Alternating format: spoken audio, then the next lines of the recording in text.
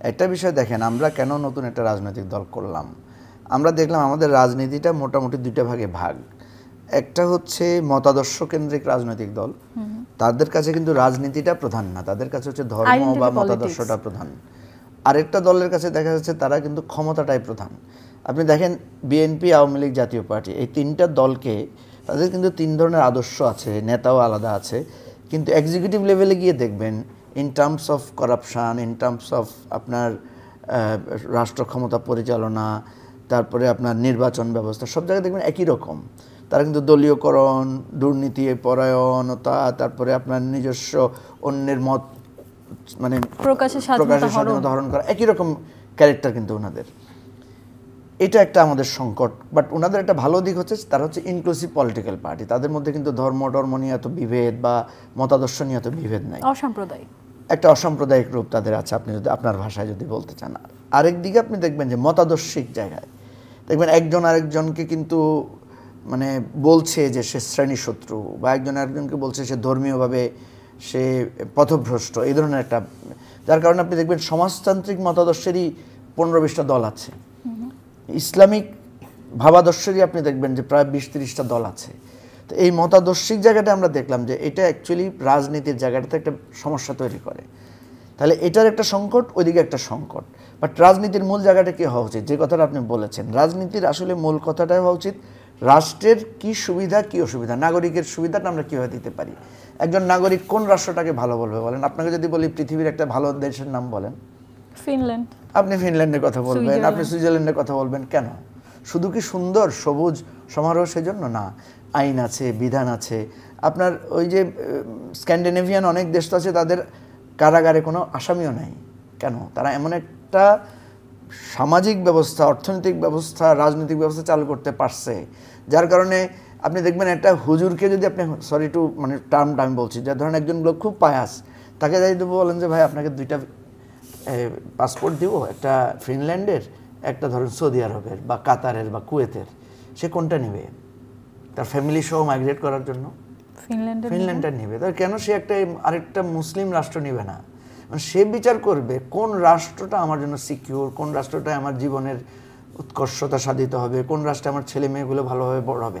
অর্থাৎ রাষ্ট্রের, কিন্তু তারা আবার বাংলাদেশটাকে ওরকম বানাতে চাচ্ছে না, এখানেই তো সমস্যা। এটাই আমাদের প্রশ্ন সামান্তা, আমরা যেটা বলতে চাচ্ছি এটার একটা প্রশ্ন আছে, আপনি তো সময় কম, আপনার বলা হতো না।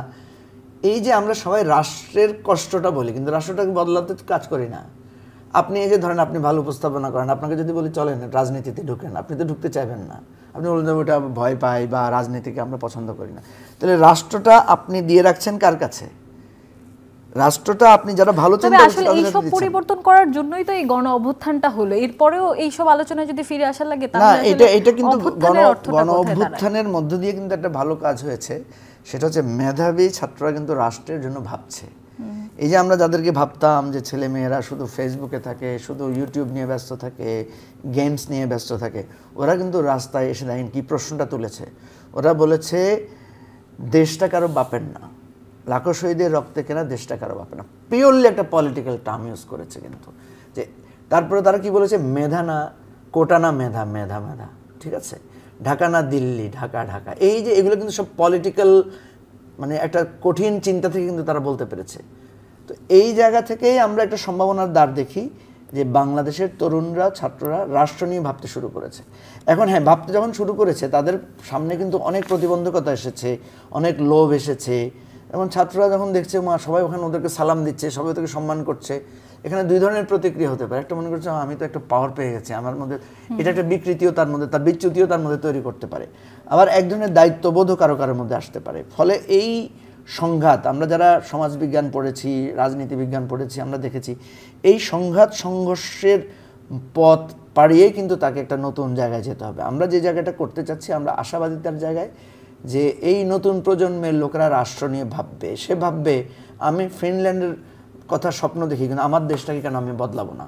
আমরা এই জন্য বলি, আপনাদের মতো যারা তরুণ প্রজন্ম আছে তাদেরকে বলি যে আপনারা রাজনীতিতে আসেন। রাজনীতিকে ঘৃণা করে দূরে থাকলে খারাপ লোকেরাই রাজনীতির নেতৃত্ব দেবে, খারাপ লোকেরাই পলিসি মেক করবে, খারাপ লোকেরাই আপনাকে দুর্নীতির দিকে ডাকবে, আর আপনি সারাক্ষণ ওদের পেছনে পেছনে দৌড়াবেন। তো এই জায়গাটা থেকে আমরা আশাবাদী। সব কিছু এমনি হয় না, কোনো কিছুকে তৈরি করতে হয়।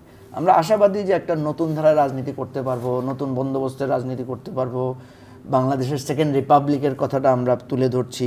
এবং এবি পার্টির মূল জায়গা যেটা দেখেন, আপনি দেখবেন এই জুনায়েদ সাকি এবং আমাদের রাজনীতিক ভাবনার মধ্যে আপনি একটা মিল পাবেন, আপনি খুব মৌলিক জায়গায় খুব পার্থক্য পাবেন না।